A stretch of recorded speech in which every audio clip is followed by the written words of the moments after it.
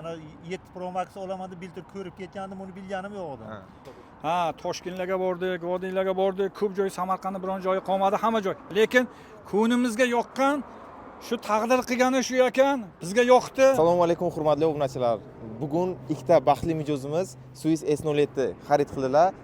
Bulardan fikrlarini, qanday kelganlarini o'zlaridan so'raymiz. Akajon, mashina yo'qdimi? Mashina juda ham yoqdi. Qayerdan ko'rib kelyapsiz bizani? Men buni o'zim Rossiyaga edim. 15 kun oldin YouTube'dan ko'rib qoldim, tasodifan. Lekin o'zim men ana 7 Pro Max olaman deb bildirib ko'rib ketgandim, uni bilganim yo'q edi. YouTube'dan ko'rgandan keyin ko'rdim rasmlarini, nimalarni, ana Bek Buxoro nimasi, Izzajon nima bergan edi. Ko'rib, o'shandan yo'q qoldi menga. Men aytdim, borib shu mashinani olaman deb, bugun mana Xudo taqdir qilgan ekan.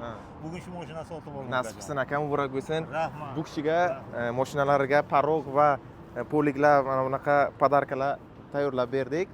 Samarqanddan kelgan mijozimizga ham xuddi shunday qilib bonuslarni ham cho'tki qilib podarkalar qo'shib berdik. Aka, siz qanday keldingiz? Qanday ko'rib kelyapsiz? Avvalo assalomu alaykum. Mashina haqiqatan yo'qdi. Mashinani bir qancha kun oldin biz ko'rgan edik. Mana Izzatjonni birligisiga avvalasi rahmat. Mana shu Azizjonni bizga juda katta yordami tegdi. Ha, Toshkentlarga bordik, Vodiylarga bordik, ko'p joy Samarqandda biron joyi qolmadi, hamma joy. Lekin ko'nglimizga yoqqan shu taqdir qilgani shu ekan, bizga yoqdi. Mayli, kelingizlar, olingizlar, marhamat. Xudo xolasa nasibsa bir kim olsa ham baraka topadigan biralik ekan. Oxirgi model ekan, niyat qilib oldik xudo xolasa. Rahmat. Tabriklaymiz aka, yaxshi kunlarga minib yuring.